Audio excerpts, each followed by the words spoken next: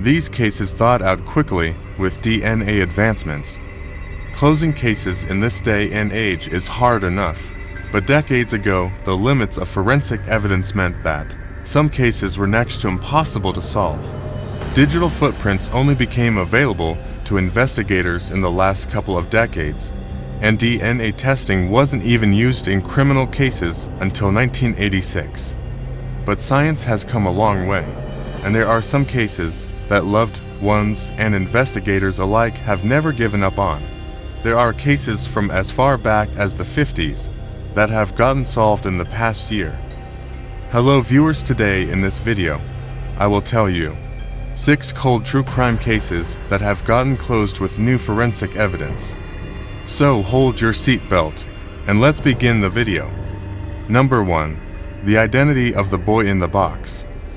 This decades-old case had layers of unanswered questions. On February 25, 1957, in the Fox Chase neighborhood of Philadelphia, Pennsylvania, the body of a young boy was found in a cardboard box. Determined to be between the ages of 4 and 6, the boy's cause of death was determined to be trauma administered from a series of blows. It seemed as though the boy suffered a long history of neglect and abuse. But beyond who was responsible for this despicable murder, the authorities also found themselves unable to identify the victim. The boy was given the title America's Unknown Child until a break in the case in November of 2022. Through the use of genetic testing and investigative genetic genealogy, the Philadelphia Police Department were able to pinpoint exactly who this young boy was. At first, the police were holding the name close to their chests, stating only that he was a member of a prominent family in Delaware County. But on December 8th, the boy's name was at last publicly released: Joseph Augustus Sorelli. He was born on January 13, 1953, making him just over the age of 4 at the time of his death. Joseph was able to be identified after a second cousin uploaded DNA to a public database. While the case has not been entirely solved, this vital piece of information has provided new leads on suspects for the police. Number 2. The murder of Lindy Sue Beekler. On December 5, 1975, 19-year-old Lindy Sue Beekler was stabbed to death in her apartment in Lancaster County, Pennsylvania. Prior to being stabbed 19 times in her chest, back, and neck, she has also been the victim of sexual assault. Defensive wounds showed that the young woman fought desperately for her life before succumbing to her injuries. But who was responsible for ending her young life? At the time, the police interviewed more than 300 people. They spoke to crime experts and even launched a task force, but nothing they did turned up any answers. For nearly 50 years, Beekler's death went unsolved. On July 18, 2022, everything changed. 68-year-old David Vincent C. Napoli was arrested and charged with criminal homicide. Lancaster County District Attorney Heather Adams announced the update, stating, "The cold case 1 was the oldest unsolved ones in the county. And after all those years, a discarded coffee cup helped lead to the arrest. Genetic genealogists Cease Moore of Parabon Nanolabs put C. Napoli on the suspect list when DNA evidence from the crime scene had her determine that the killer probably had ancestors that came from the small Italian town of Gasparina. Investigators then trailed C. Napoli for months. When they spotted him discarding a coffee cup at the Philadelphia International Airport, they scooped it up for testing. They compared his DNA to the evidence found inside Beekler's underwear and found it to be a match. C. Napoli had no other known connection to Beekler besides the fact that they both lived in the same 4-unit building at the time of her murder. Number 3. The murder of Lena Reyes Geddes. 37-year-old Lena Reyes Geddes was found dead on April 20, 1998. The cause of death was a gunshot wound to the head. Her body was intricately disposed of, wrapped up in plastic bags, duct tape, and detailed knots, and then hidden inside of a sleeping bag inside of a carpet. She was discarded along a highway in Garfield County, Utah.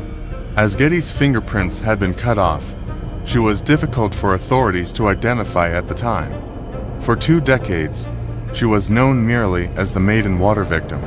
In 2018, as the authorities were updating their missing persons files, they were able to connect Getty's to this victim. But it wasn't until June of 2022 that they were able to find her killer. Extracting DNA from the rope used to bind Getty's body, the authorities determined that her murderer was none other than her husband, Edward Geddes. As Edward committed suicide back in 2001, the killer's identity was determined by using the DNA of 2 living family members. Though no arrest can be made, the Utah Department of Public Safety officially considers the cold case murder solved. Number 4. The identity of the Lady of the Dunes. On July 26, 1974, in the dunes of Provincetown, Massachusetts, a badly decomposed corpse was brought to the attention of the authorities. Laying face down on a beach blanket, the victim was an auburn-haired woman with pink-painted toenails. Several teeth had been removed, as well as both hands and a forearm. The body was nearly decapitated, possibly from strangulation, and one side of her head was bashed in. Her cause of death was this head injury, likely done in her sleep or by someone she knew, judging by the lack of defensive wounds. There was also evidence of sexual assault, which seemed to have been carried out post-mortem. Unfortunately, the state of the body made it just as hard to identify the victim as it was to identify the killer. In 2018, Richard Hanchett decided to look for his birth mother, who had put him up for adoption back in 1958. He'd heard how wonderful and beautiful she was, and he just wanted the chance to meet her. After submitting his DNA to Ancestry.com, he tracked down his mother, Ruth Marie Terry of Tennessee. He tracked down her family, only to learn that she'd been reported missing decades ago, with no updates on her case. On October 21, 2022, the FBI was finally able to give Hanchett and Terry's family some grim peace of mind. The Lady of the Dunes was identified as Terry after her bones were sent for DNA testing. Her identity was determined by investigative genealogy, and her murder was being actively investigated by the Massachusetts State Police. In November, the police announced that they were seeking information on a now deceased man named Guy Rockwell Moldovan.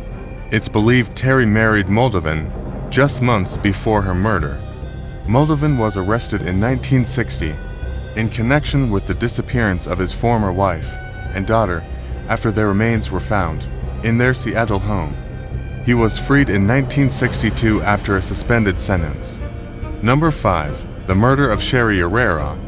30-year-old Sherry Herrera was found dead along a California freeway on-ramp on March 30, 1993. Her body was 350 miles away from where she lived in Tulare County, making the location of her remains a mystery even today. As there were no suspects at the time, the case quickly went cold and stayed that way for nearly 30 years. On June 10, 2022, 67-year-old truck driver Douglas Thomas was arrested for Herrera's murder. At long last, DNA evidence had linked him to the 1993 murder. This connection was made after Thomas was linked by DNA to another case, Shenda Denise Hayes, who was murdered in 1992 at a Texas rest stop. The murders were connected back in 2007 after the DNA profile collected from the Hayes crime scene was uploaded into CODIS. From there, investigators built a tree of suspects and narrowed it down between age and ability before approaching Thomas with a request for a sample. In addition to murder, Thomas was charged with a special circumstance allegation that the killing occurred during the commission of a rape. Once Thomas goes to trial for Hayes' murder, he will be extradited to California to stand trial for the murder of Sherry Herrera. Number 6. The identity of the I-65 killer. In the period between 1987 and 1990, 4 different women had been attacked along I-65 in the stretch between Indiana and Kentucky. One woman, a 21-year-old hotel clerk, was lucky enough to survive the robbery, sexual assault, and stabbing. 3 others before her: 41-year-old Vicky Heath, 24-year-old Margaret Peggy Gill, and 34-year-old Jean Gilbert did not. They were the unfortunate victims of a serial murderer known as the I-65 killer. Heath, Gill, and Gilbert had been shot after their sexual assaults. When the I-65 killer changed up his MO, his victim lived to give the police a composite sketch, and DNA evidence was able to link this crime to the others. Unfortunately, that wasn't enough to track this killer down. However, after 35 years of searching, the police finally found answers. In April of 2022, the I-65 killings were linked to Harry Edward Greenwell. Greenwell had passed away in 2013 after amassing an impressive criminal record from 1963 to 1998. His identity was confirmed through the use of investigative genealogy and linked to another murder in 1991. Other unsolved murders are currently being investigated for any connection to Greenwell. Viewers, these were 6 cold true crime cases recently solved with new forensics. Viewers, what you can say about these cases, please tell me in the comment box. Thanks for watching. If you found this story gripping, don't forget to like, share, and subscribe for more chilling true crime stories. And remember, if you or anyone you know is battling dark thoughts, don't hesitate to reach out to a mental health professional. Until next time, take care of yourself, and I meet you in a new interesting video.